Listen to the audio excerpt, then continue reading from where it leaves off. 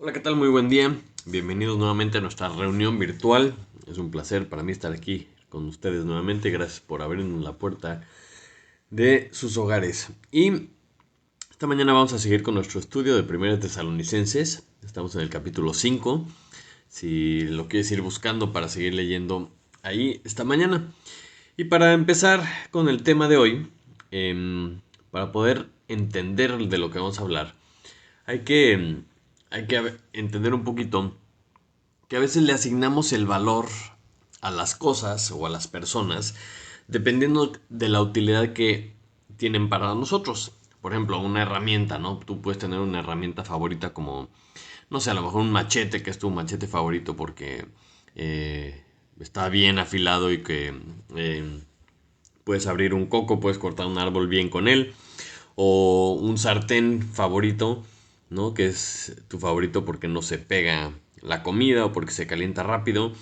Ese tipo de cosas, ¿no? Tienes un cierto favoritismo hacia las cosas que son más útiles para ti.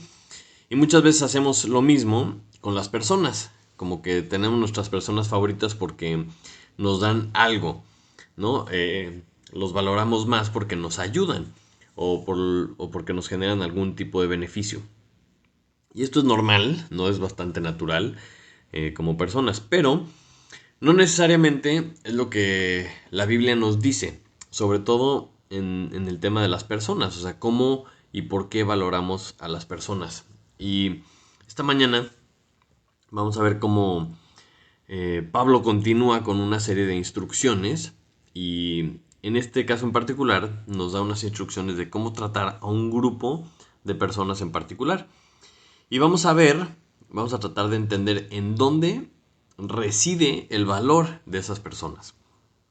Y este pasaje nos va a hacer reflexionar si nuestra escala de valor, las cosas que valoramos, en el caso de las personas, está en línea con lo que dice la Biblia. O si estamos de acuerdo con el por qué debemos valorar a estas personas. Entonces acompáñame a 1 Tesalonicenses capítulo 5, versículo 12. Y dice así: os rogamos, hermanos, que reconozcáis a los que trabajan entre vosotros y os presiden en el Señor y os amonestan, y que los tengáis en mucha estima y amor por causa de su obra. Tened paz entre vosotros. Hasta ahí vamos a leer esta mañana. Padre Santo, te damos muchas gracias porque nos permites nuevamente abrir tu palabra, Señor, estar reunidos pues para aprender algo más de ti, Señor. Esta mañana te pido por favor que tu espíritu nos muestre algo, Señor, que tú seas lo que, o sea, que nuestro corazón esté alineado a lo que tú nos estás enseñando, Señor, que podamos alinearnos a lo que tú nos enseñas, Señor, y que podamos vivirlo y que verdaderamente sea lo más importante para nosotros, Señor, el quererte, obedecer a ti por sobre todas las cosas, Señor. Te pido que tú te muestres y que te podamos glorificar con todo lo que hacemos. Te lo pedimos en nombre de Jesús. Amén. Muy bien. Si se dieron cuenta, es un pasaje muy corto, son solamente 2 versículos, pero siento que en esta sección que vamos a continuar, que estamos continuando con las instrucciones que da Pablo, es importante entender cada una de las instrucciones si es que queremos obedecerlas de corazón, si es que queremos entender la importancia que cada una de estas ordenanzas que nos da Dios en esta carta y para que las podamos hacer.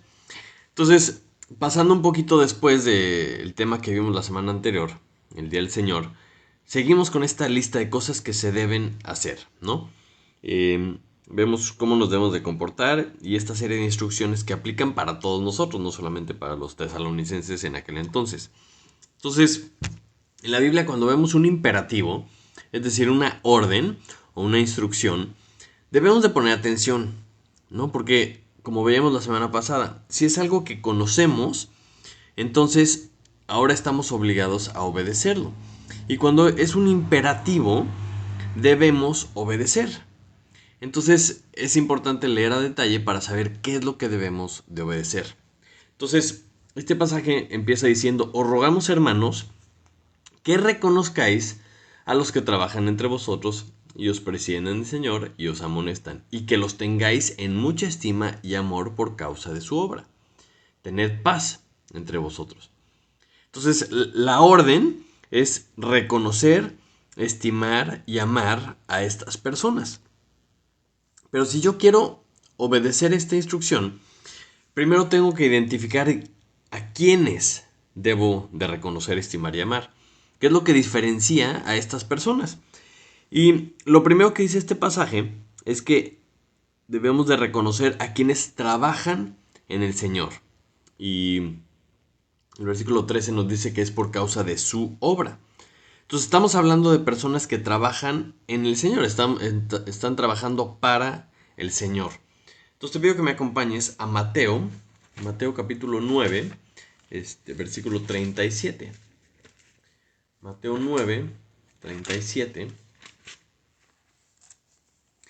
Y dice así: Entonces dijo a sus discípulos: A la verdad la mies es mucha, mas los obreros pocos. Rogad pues al Señor de la mies que envíe obreros a su mies. Estamos hablando de la mies, ¿no? De que es mucha y de que los obreros son pocos. Y esta es la obra a la que se está refiriendo nuestro pasaje esta mañana. Aquellos que están trabajando para el Señor. ¿Y qué es lo que hacen los que trabajan en la mies? Bueno, son los que se encargan de sembrar la palabra de Dios, de regar, de cuidar el campo, de estar al pendiente de la mies. Son estas personas que Dios ha enviado para predicar la palabra de Dios y para encargarse de esta mies. Entonces, para que no haya ningún tipo de confusión, porque está diciendo que reconozcamos y que estimemos y que amemos a estas personas que están trabajando en el Señor. Pero también dice que os presiden en el Señor. Y presidir no es lo mismo que preceder, porque es muy interesante que como tenemos muchas veces en la cultura esta noción de que hay que respetar a tus mayores, obviamente debemos de respetar a todos, pero el presidir a otras personas en el Señor no es un asunto necesariamente de antigüedad, porque estamos hablando de presidir en el Señor, es una cuestión de autoridad espiritual y es un poco diferente porque tiene más que ver con dirigir y a lo mejor un poquito más detalle nos da 1 Pedro capítulo 5. 1 Pedro capítulo 5, versículo 2 al 3. Dice así: Apacentad la grey de Dios que está entre vosotros, cuidando de ella no por fuerza, sino voluntariamente, no por ganancia deshonesta, sino con ánimo pronto, no como teniendo señorío sobre los que están a vuestro cuidado, sino siendo ejemplos de la ley.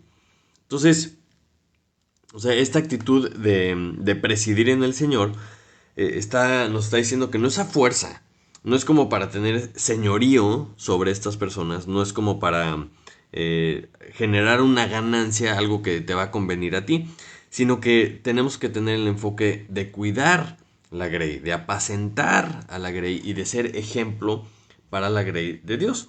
Y a esto se refiere el hecho de presidir, como que estás cuidando el rebaño. Es un concepto que encontramos a lo largo de todo el Nuevo Testamento, ¿no? Porque en realidad estamos cuidando el rebaño del buen pastor, el rebaño de Jesucristo.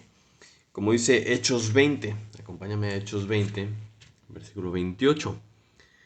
Dice: por tanto mirad por vosotros y por todo el rebaño en que el Espíritu Santo os ha puesto por obispos, para apacentar la iglesia del Señor, la cual Él ganó por su propia sangre. O sea, cuando vemos esto, nos podríamos preguntar, o sea, ¿crees que tiene algo de valor este rebaño? O sea, es un rebaño por el cual Cristo murió. O sea, Él ganó este rebaño por su propia sangre. Por eso está diciendo: mirad por vosotros y por todo el rebaño. No, hay que cuidarlo, hay que apacentar a este rebaño, porque es algo que es muy importante para Dios. Entonces, aquellas personas que están trabajando en el Señor, aquellas personas que están presidiendo en el Señor, tiene esta responsabilidad de cuidar el rebaño y que el rebaño sea pues, o sea, que esté bien cuidado, que esté limpio, que sea digno de su dueño, que sea digno del dueño que es Jesucristo. Y por eso dice que tengamos en estima y en mucho amor a estas personas que trabajan entre vosotros, os presiden el Señor y os amonestan. Porque para poder mantener el rebaño como es digno del Señor, pues muchas veces viene la parte incómoda de tener que estar pues regañando o amonestando al rebaño, ¿verdad? Y cuando estamos hablando de esta función de pastor, me viene a la mente el Salmo 23. Es un salmo muy famoso, pero, o sea, empieza diciendo, Jehová es mi pastor, nada me faltará. En lugares de delicados pastos me hará descansar. Junto a aguas de reposo me pastoreará. Conformará mi alma, me guiará por sendas de justicia por amor de su nombre. Aunque ande en valle de sombra y muerte, no temeré mal alguno porque tú estarás conmigo.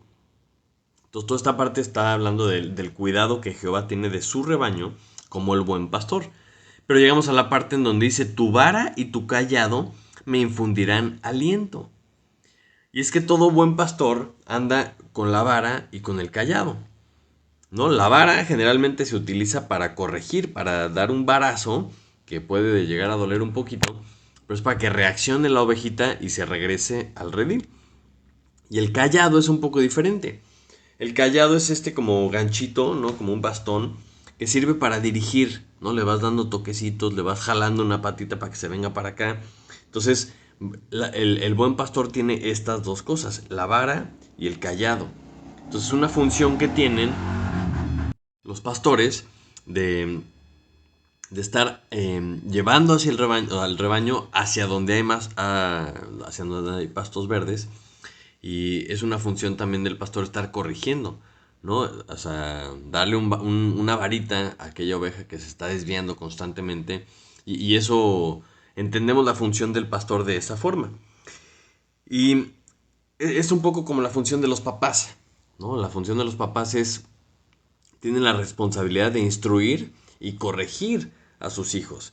Y para eso también pues, es necesario usar la vara de vez en cuando, usar las palabras, usar del amor. O sea, tenemos muchas estrategias para poder ir dirigiendo a los hijos de la misma forma que el pastor tiene muchas herramientas para ir dirigiendo al rebaño.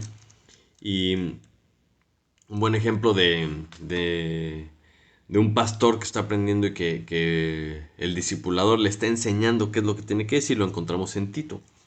Tito capítulo 2. Tito capítulo 2, versículo 11.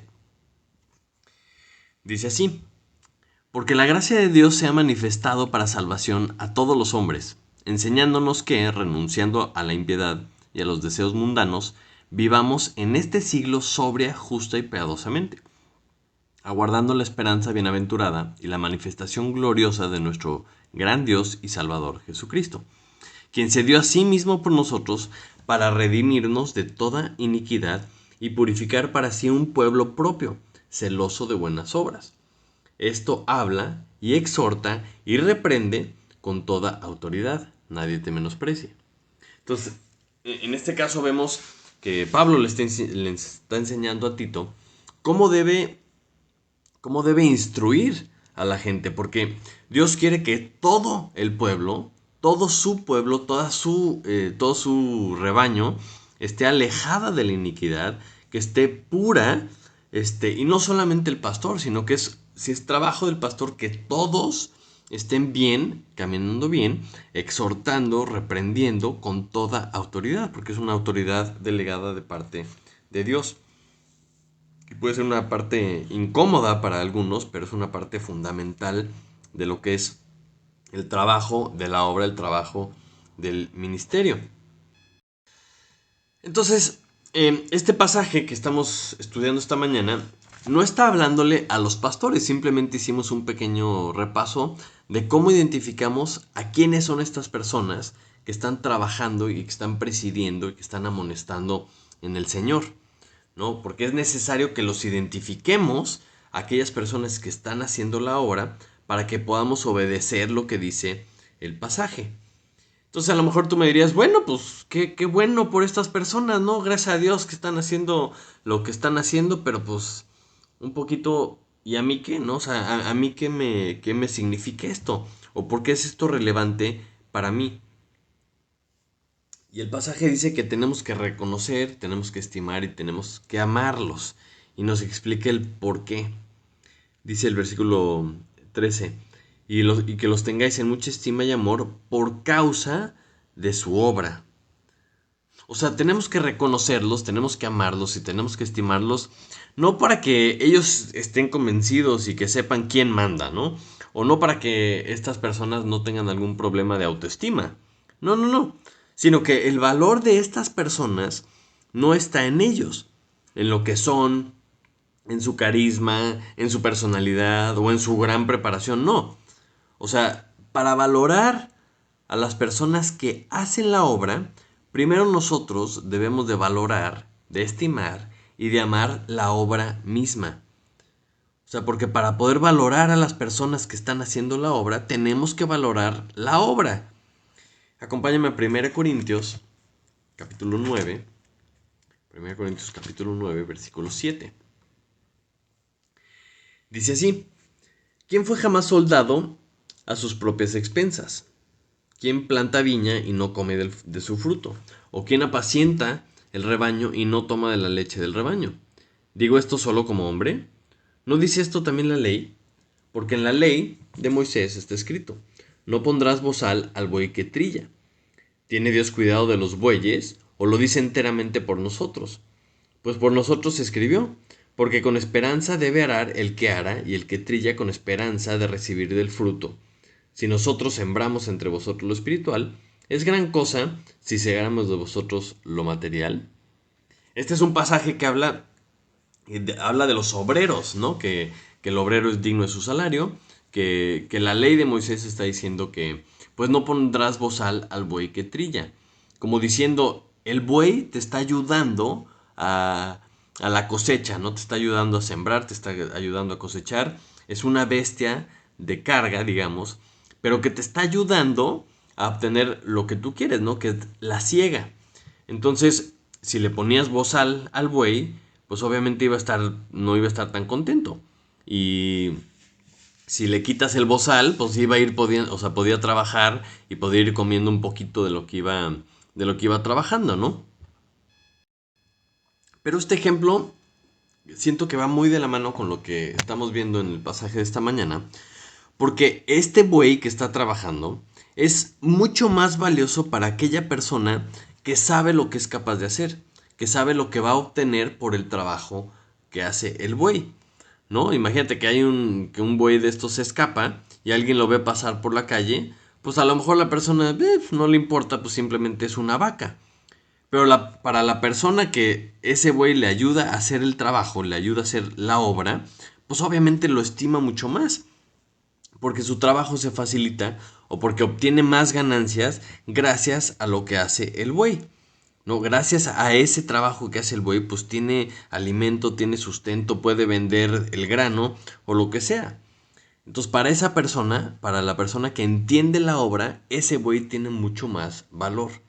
Entonces, el valor de aquellos que hacen la obra es el fruto. Lo que Jesús nos mandó a hacer es hacer discípulos.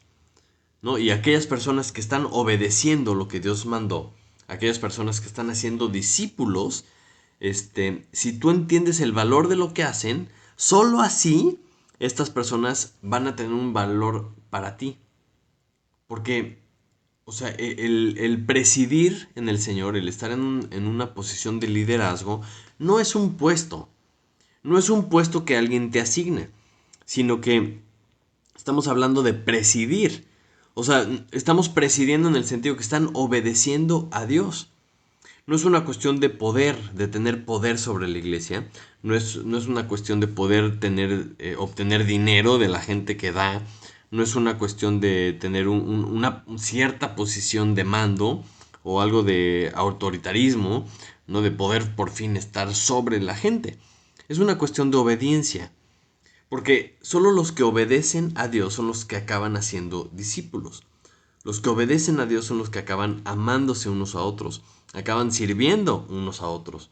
Y el valor de estas personas recae en el hecho de que están haciendo la obra. Entonces yo me tengo que preguntar, estas personas son valiosas para mí. O sea, porque no es valioso para mí porque yo puedo obtener algo de ellos. No es así como esa forma de pensar como de, híjole, como esta persona está cerca de Dios, entonces a lo mejor yo puedo tener un beneficio, ¿no? Ay, pastor, por favor, ore por mí porque usted está más cerca de Dios, ¿no? O sea, no es que tenga un valor porque yo obtengo un beneficio, ¿no? No es porque estas personas, a lo mejor me pueden ayudar económicamente, o si yo me llevo con esta persona puedo tener cierta popularidad, o a lo mejor siento que tengo más relevancia si tengo una posición de estas, ¿no? O soy más importante. No, sino que todas estas personas tienen un valor porque están cuidando el rebaño y porque están haciendo la obra. Entonces nosotros los debemos de reconocer, estimar y amar porque reconocemos, estimamos y amamos la obra, el hecho de que están trabajando para el Señor.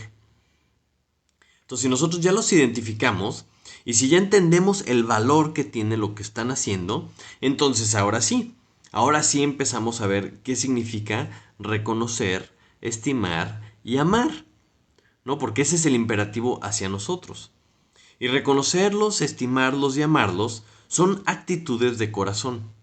Y para poder tener estas actitudes de corazón, tenemos que tomar las decisiones de hacerlo. El amor, la estimación y el reconocimiento no son sentimientos. No es algo que un día vas a despertar y vas a sentir, sino que es una instrucción. Y como hemos estado viendo en toda la carta, una vez que tú conoces, lo que sigue es un por tanto debemos de obedecer. Entonces, cuando dices amar a estas personas, pues digo, la Biblia dice que tenemos que amarnos todos, claro. Pero entonces, ¿a qué se refiere? ¿Por qué está haciendo como una distinción adicional? La palabra reconocer, que está diciendo que reconozcamos a los que trabajan entre vosotros y os presiden el Señor y os amonesta, no es como reconocer a alguien que va caminando por la calle, no es ese tipo de reconocimiento. Se está refiriendo a un reconocimiento como de aceptar, como de estar de acuerdo con estas personas que están haciendo la obra. Y creo que siempre nos cuesta un poquito de trabajo reconocer a los demás, porque normalmente nosotros somos los que estamos buscando reconocimiento para nosotros mismos. Entonces, hemos estado viendo en los domingos anteriores que a menos de que tú seas controlado por Dios, controlado por el Espíritu Santo, a menos de que Él esté controlando tu vida, tú no puedes amar. Y solamente amando a Dios puedes tú obedecerlo. Entonces, si hay alguien obedeciendo a Dios, literalmente es Dios obrando en y a través de esa persona. Entonces, si estas personas que Dios ha puesto ahí están obedeciendo a Dios y por lo tanto están haciendo su obra, si tú no lo reconoces, pues básicamente estás en rebeldía porque no estás reconociendo, no estás de acuerdo con las personas que Dios ha puesto ahí. Y es un poco esta actitud de papás e hijos, ¿no? Muchas veces los hijos no están de acuerdo con lo que dicen sus papás. No están de acuerdo con los papás que les tocaron, pero pues ahora sí que ¿quién les puso los papás? Dios es el que nos dio a nuestros papás y es una cuestión de autoridad, porque si no reconoces a la autoridad eres un hijo rebelde. Mira, acompáñame a Romanos capítulo 13, versículo 1 y 2. Dice, sométase toda persona a las autoridades superiores, porque no hay autoridad sino de parte de Dios, y las que hay por Dios han sido establecidas. De modo que quien se opone a la autoridad, a lo establecido por Dios, resiste, y los que resisten acarrean condenación para sí mismos. Entonces, toda autoridad es puesta por Dios. Si estamos hablando de autoridades civiles, puede ser un maestro, puede ser tus papás, puede ser un pastor o el liderazgo de la iglesia. Son autoridades puestas por Dios. Y si tú no estás de acuerdo con esto, pues entonces estás resistiendo a Dios, porque Dios los puso ahí. Entonces, a eso se refiere el hecho de reconocerlos. Si son personas que están haciendo la obra, y están presidiéndote, es decir, dirigiéndote en el Señor, pues hay que reconocerlos. Y la cuestión de estimarlos y de amarlos tiene que ver con asignarles un valor especial. O sea, tenemos que apreciarlos por lo que están haciendo. Entonces, si a ti te cuesta trabajo reconocer o valorar o amar a la gente que está en liderazgo, pregúntate, a lo mejor no estoy valorando la obra, ¿no? Y muchas veces podemos pensar, bueno, es que en realidad no están haciendo la obra, o en realidad no estoy de acuerdo con esto, no estoy de acuerdo con lo otro. Y yo creo que por eso no termina ahí el pasaje.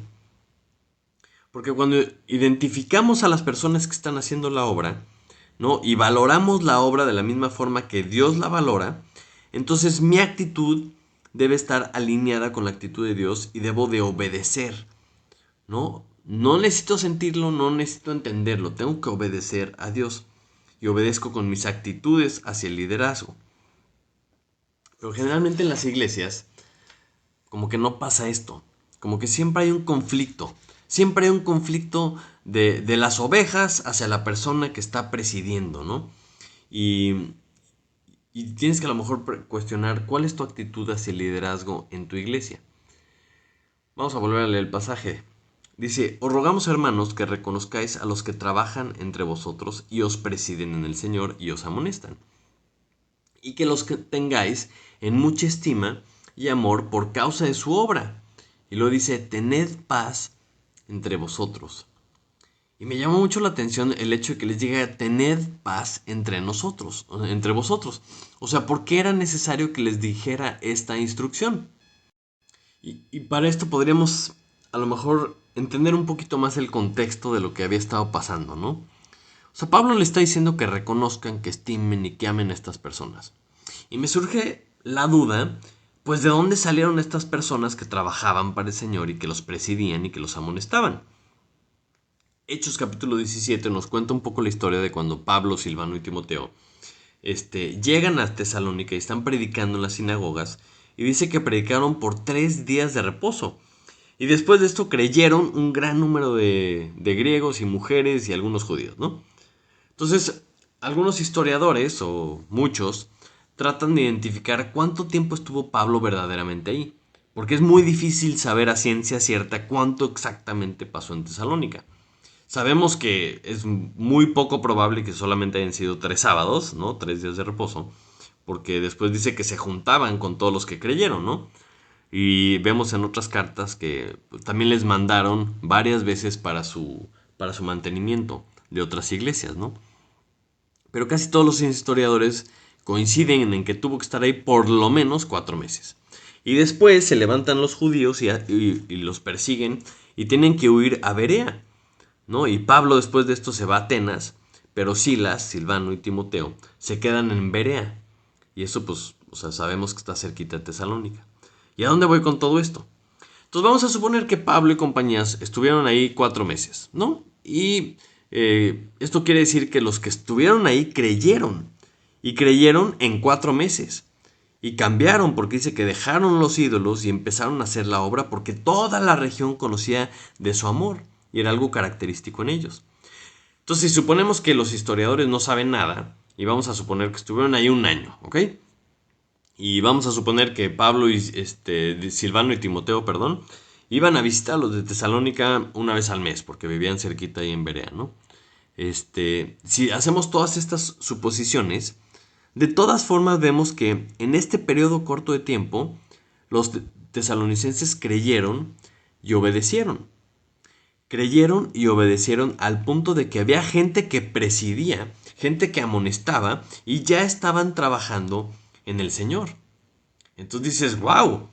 O sea, si había gente que era igual y empezaron todos al mismo tiempo y de repente había ya gente que los estaba presidiendo, Pablo le está diciendo, oh, ojo, o sea, tened paz entre vosotros, que no fuera a haber un conflicto entre ellos de que, ay, tú quién te crees y por qué me mandas y quién dijo que tú estabas por encima de mí, etcétera, etcétera.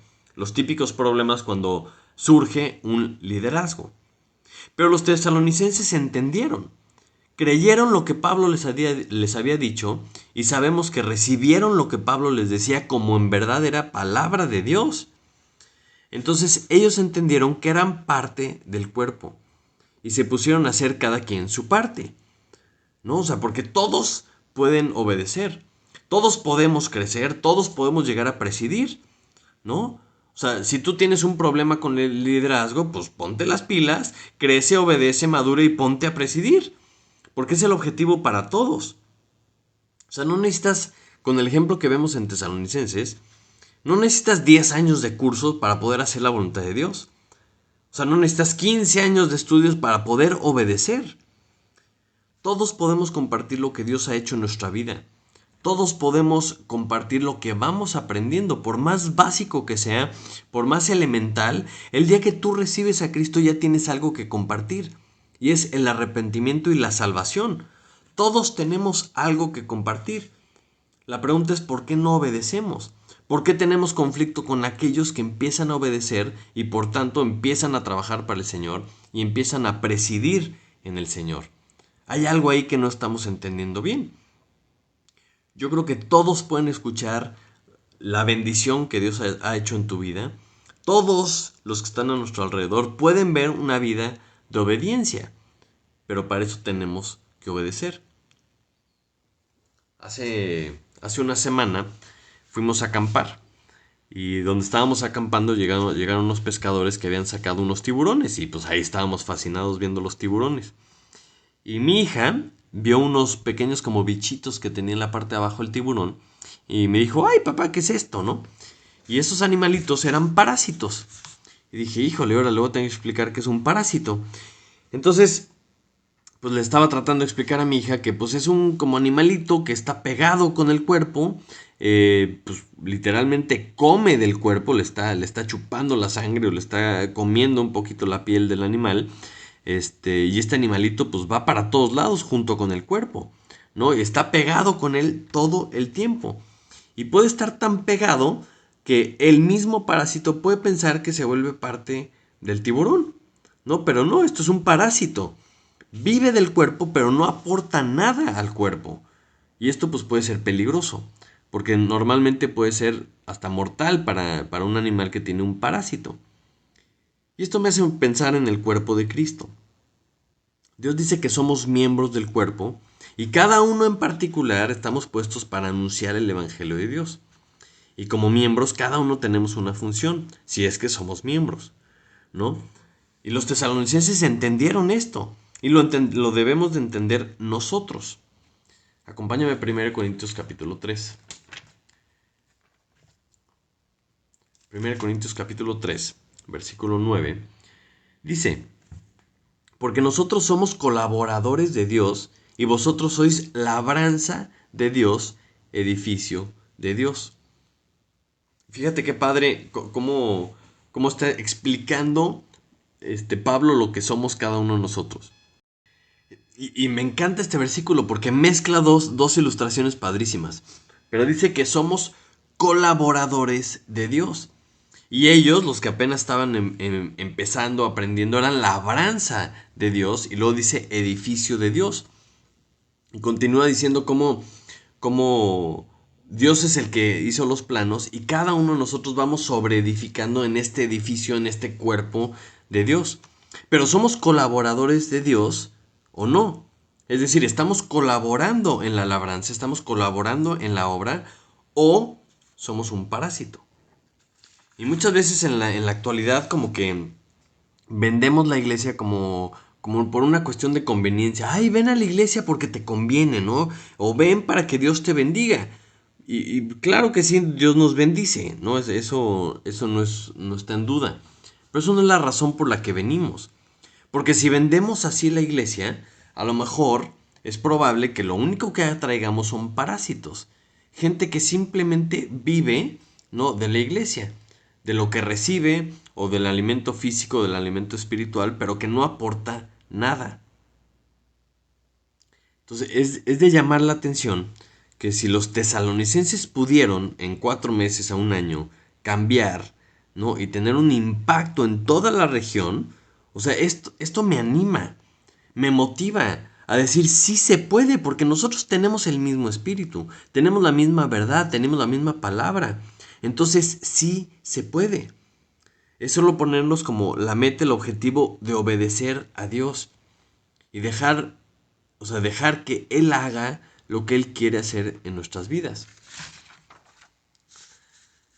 Si tú dices, bueno, pero, o sea, ¿cómo le hago, no? O sea, ¿cómo le hago para saber si yo soy miembro? ¿Cómo le hago para saber si soy parte? Ah, bueno, o sea, Jesús nos ofrece la oportunidad de ser parte de su cuerpo, ¿no? Para poder hacer la obra junto con Él al ser parte de la familia. La Biblia dice que si creemos el Evangelio, si creemos en el Hijo de Dios, somos hechos hijos de Dios. Y si hacemos esto, tenemos vida eterna y el Espíritu de Dios viene a morar en nosotros. Y esto es lo que nos hace ser parte del cuerpo. Pero, o sea, Jesús no vino a morir, no hizo todo lo que hizo simplemente para estar con nosotros para siempre. No, esa es una de las ventajas, es una de las bendiciones de creer en Él, pero ese no es el objetivo. O sea, Él quiere hacernos partícipes de lo que Él está haciendo para que podamos ser colaboradores de Él. Él, en sus propias palabras, es el que dice que la mies es mucha y que hay gran necesidad y pocos obreros al campo van. Entonces, para que haya obreros, necesita haber discípulos que creen, que entienden y que obedecen para llegar a cumplir su función. Y para que haya discípulos que creen, entienden y obedecen, tiene que haber algunos obreros que ya estén trabajando, que están siendo ejemplos, que están enseñando la palabra de Dios. Porque entonces sí, entonces estos miembros son los que empiezan a aportar a la obra de Dios. En vez de que estemos preocupados o que estemos ocupando nuestro tiempo en pleitos, en celos, en envidias en las iglesias, deberíamos estar enfocados en todos ser colaboradores de Jesucristo, en todos estar haciendo la obra de Jesucristo.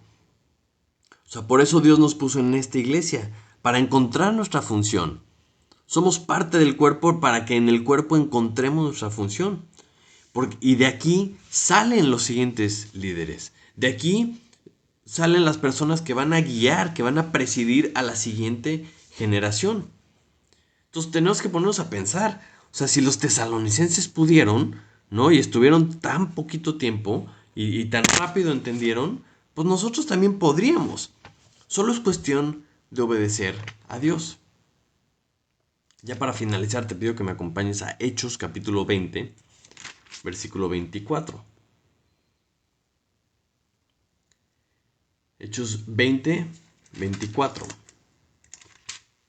Está hablando Pablo y dice, pero de ninguna cosa hago caso, ni estimo preciosa mi vida para mí mismo, con tal que acabe mi carrera con gozo y el ministerio que recibí del Señor Jesús para dar testimonio del Evangelio de la gracia de Dios. Usa la palabra de que ni estimo preciosa mi vida para mí mismo. O sea, y eso es una de esas cuestiones que a lo mejor nos tenemos que poner a pensar. Hasta que no estimemos, o sea, que le asignemos un valor, el estimar la obra de Dios, que la estimemos más importante que nuestra propia vida, más importante que nuestros propósitos, más importantes que nuestros objetivos, hasta que no estimemos la obra de Dios como lo más importante, no vamos a poder obedecer lo que Dios nos dice. No vamos a poder estimar a las otras personas que están haciendo la obra con gran estima y con gran amor. No vamos a poder obedecer a Dios hasta que no estimemos la obra como Él la estimó. Como veíamos en el versículo 28, ¿no? Que sigue ahí abajito. Dice, por tanto, mirad por vosotros y por todo el rebaño en que el Espíritu Santo os ha puesto por obispos, para apacentar la iglesia del Señor, la cual Él ganó por su propia sangre. Es decir, hasta que no entendamos el valor que Dios le asignó a cada una de las almas, a cada una de las personas que íbamos a creer en Él, no vamos a estimar la obra por encima de nuestra vida. Y esa es la clave para poder obedecer el imperativo que estamos viendo en este pasaje. Hasta que no valoremos esto no vamos a poder obedecer. Pero nos deja Dios un increíble ejemplo con los tesalonicenses de que no es una cuestión de tiempo, no es una cuestión de preparación, es una cuestión de actitud. O sea, en el momento que tú entiendes el valor que tiene la obra, en ese momento te vas a poner las pilas. En ese momento vas a buscar qué es lo que yo puedo hacer, de qué forma puedo amar a mi prójimo, de qué forma puedo compartir el Evangelio, de qué forma puedo ser colaborador de Jesucristo en donde Él me ha puesto. En mi trabajo, en mi ciudad, en mi país, en este mundo mientras estemos vivos. Ese es el punto. Ese es el punto de poder empatar la tabla de valores que Dios tiene para la obra y que nosotros lo valoremos de la misma forma. Vamos a orar. Padre Santo, te damos muchísimas gracias por tu palabra, Señor. Gracias por estos pequeños versículos que nos dejan verdaderos tesoros escondidos, Señor. Yo te pido esta mañana que nos ayudes a evaluar nuestro sistema de valores, Señor. A evaluar qué es lo que es importante para nosotros. Te pido que nos abras el entendimiento, que nos abras el corazón para poner la importancia que tú le pones, Señor, a tu obra, para que nos sea fácil el obedecer, para que podamos ver con claridad, Señor, que lo más importante para ti es lo más importante para nosotros y no vamos a encontrar algo que sea más importante, Señor. Te pido que esto sea una verdad en nuestra vida, que esto nos ayude a ser más obedientes, Señor, y ser más obedientes para poder hacer la obra para tu gloria y tu honra, Señor. Te lo pedimos en el nombre de Jesús. Amén. Amén. Pues que tengas una excelente semana, que Dios te bendiga. Estamos a la orden y nos vemos hasta la próxima.